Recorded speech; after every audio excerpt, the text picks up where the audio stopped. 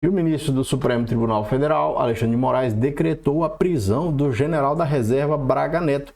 E agora, neste vídeo, nós vamos ver a decisão, a representação da Polícia Federal, a manifestação do Ministério Público e as notícias que estão sendo ventiladas a respeito disso, com uma pitada de processo penal e direito constitucional para nós entendermos quais são as consequências desse evento.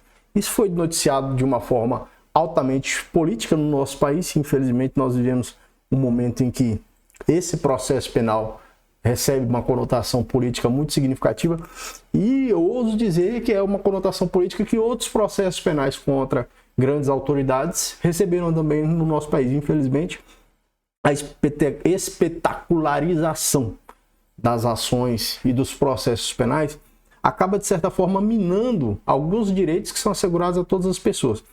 Digo por quê? Porque, bom, no curso de um processo penal, as pessoas são presumidamente inocentes.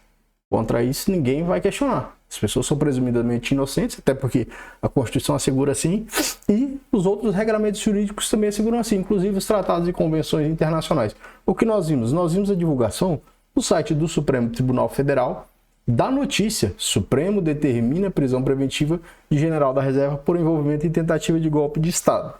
Aqui embaixo nós vemos que foi divulgado pelo próprio Supremo Tribunal a decisão que autoriza a prisão, a decisão que retira o sigilo dos autos, a representação da Polícia Federal e a manifestação da Procuradoria-Geral da República. O que acontece?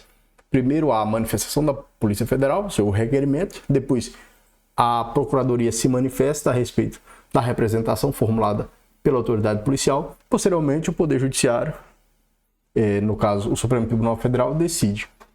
A decisão, li a decisão, eu observei e vi que o que está sendo mais divulgado, está aí na tela para você, o que está sendo mais comentado é aqui as manifestações que foram realizadas a partir do depoimento colhido do Mauro Cid.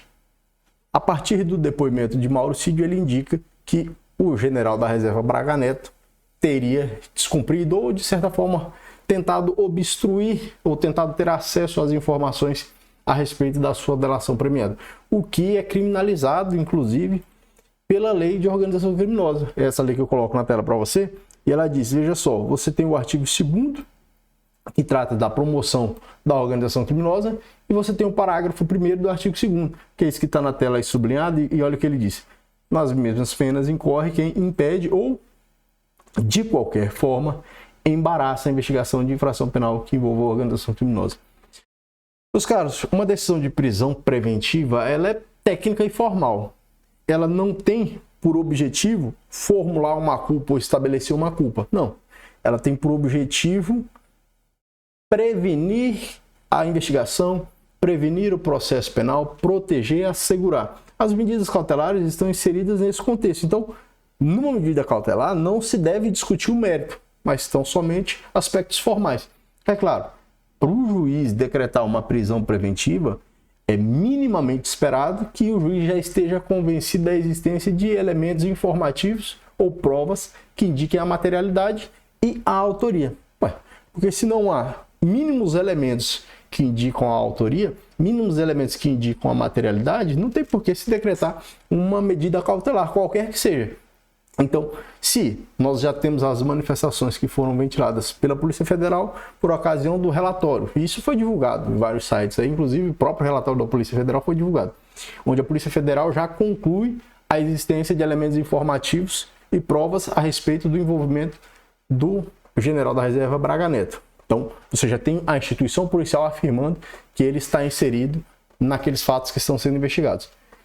A partir disso, você tem a manifestação da Procuradoria-Geral da República, uma vez que a autoridade policial representa, a Procuradoria da República formula o seu parecer.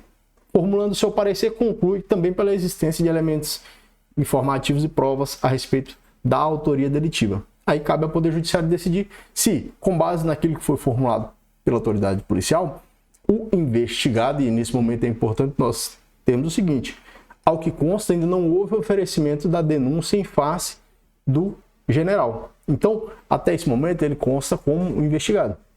Constando como investigado, aqui nós temos a primeira consequência a respeito dessa decretação de prisão: a antecipação do prazo. Quando o indivíduo está solto, quando se tem uma investigação e essa investigação é concluída e não há pessoas presas com base naquela investigação, não há prazo para que seja formulada a denúncia. Na verdade, há um prazo, só que esse prazo é um prazo impróprio, não é observado, essa aqui é a verdade. Então, nós vemos, às vezes, um procedimento é concluído e o titular da ação penal pública, Ministério Público, vai, no tempo que for possível, dado ao acúmulo de serviço e a insuficiência de servidores, oferecer a peça acusatória inicial. Nesse caso, uma vez que o Poder Judiciário tenha decretado a prisão preventiva, o prazo é reduzido.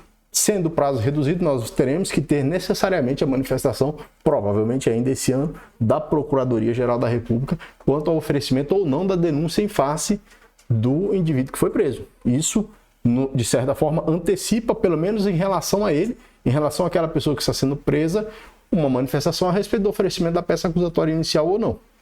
Vamos ver ali o depoimento do Mauro Cid. O que o Mauro Cid diz a respeito da interferência ou possível interferência do indivíduo que foi preso. Aqui é a representação formulada pela autoridade policial que foi divulgada. Aí, consta aqui, o delegado Fábio Schor faz a pergunta e o Mauro Cid responde. Basicamente, isso aconteceu logo depois da minha soltura, quando eu fiz a colaboração naquele período, onde não só ele, como outros intermediários tentaram saber o que eu tinha falado. Eles faziam contato com meu pai, tentavam ver o que eu tinha, se realmente eu tinha colaborado, porque a imprensa estava falando muita coisa, ele não era oficial, e tentando entender o que eu tinha falado. Tanto que meu pai, na resposta, que é aquela de terceiro, disse não. O Cid falou que não era. Aí o delegado formula uma nova pergunta. Esse contato que ele fez com o seu pai, como é que foi esse contato? O depoente responde, normalmente era por telefone, até pela distância de cidades. O delegado formula nova pergunta, o seu pai no Rio?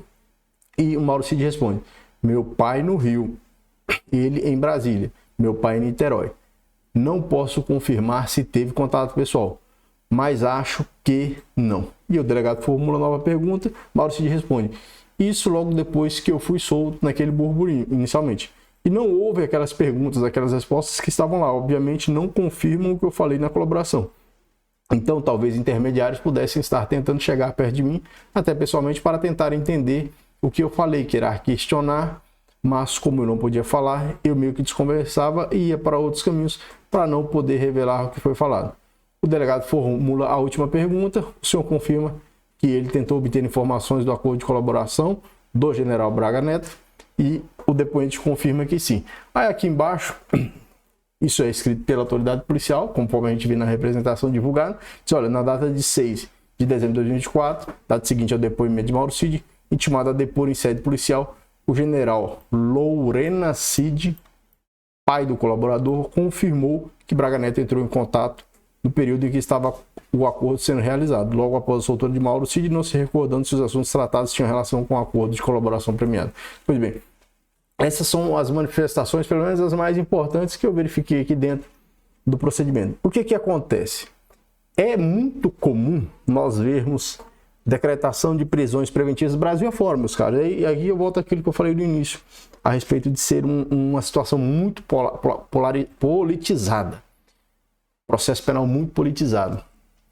Quando, na verdade, o que se observa tem que ser a técnica. A gente vê prisão sendo decretada aí aos rodos, Brasil afora.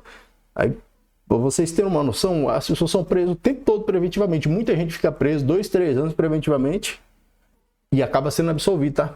Por isso, uma coisa que eu sempre venho falando com vocês aqui, essa coisa de comemorar a prisão de pessoas, algo que não se deve fazer, porque a prisão, normalmente uma prisão preventiva, não pressupõe a culpa, e uma prisão pena definitiva, quando já se estabelece a culpa, então porque o indivíduo foi condenado e vai iniciar o cumprimento de pena, pressupõe uma falha muito significativa do Estado que não evitou o ocorrimento ou acontecimento de uma infração penal. Então a prisão é sempre algo ruim, ela sempre demonstra que o Estado falhou em prevenir a prática daquela infração penal. Mas o que acontece? Nós vimos muitas prisões sendo decretadas em razão de contatos de investigados com outros investigados ou de pessoas investigadas com testemunhas. Então, testemunhas sendo contatadas por investigados. Isso é muito comum. No curso de uma investigação policial, por exemplo, existem testemunhas. As testemunhas que prestam depoimento, que informam, que estabelecem informações, que prestam informações, e essas informações são relevantes para uma investigação e para um processo penal. Um investigado jamais pode entrar em contato com a testemunha. Um simples contato de um investigado com uma testemunha pode supor uma intimidação, e isso pode desencadear a prisão dele. Então, formalmente, aqui eu estou falando formalmente, né? Formalmente, é algo muito comum, uma tentativa de contato com uma testemunha. E no caso, o Mauro Cid, aqui, conforme a gente vê nesses documentos que estão sendo divulgados, a partir do momento de colaborador, então ele passa a firmar um compromisso, inclusive ele tem que prestar a verdade. A partir desse momento, evidentemente, não se pode ter nenhum tipo de contato dele com outros investigados. E isso, inclusive, é estabelecido na própria lei de organização criminosa ao tratar sobre a colaboração premiada. Então, formalmente, presta atenção, formalmente, uma decisão de prisão preventiva que observa a representação formulada pela polícia, que observa o parecer da Procuradoria de Justiça, a Procuradoria da República, no caso, que decreta a prisão de um indivíduo que está sendo investigado, formalmente está de acordo. Materialmente, aí você vai dizer a respeito do conteúdo, então se realmente o indivíduo foi preso, o indivíduo cometeu infração penal, isso é verificado durante o processo. Não é possível antecipar. O único problema assim, que eu vejo nisso tudo, juridicamente, é que é um tipo de processo que não deveria estar no Supremo Tribunal Federal. Por quê?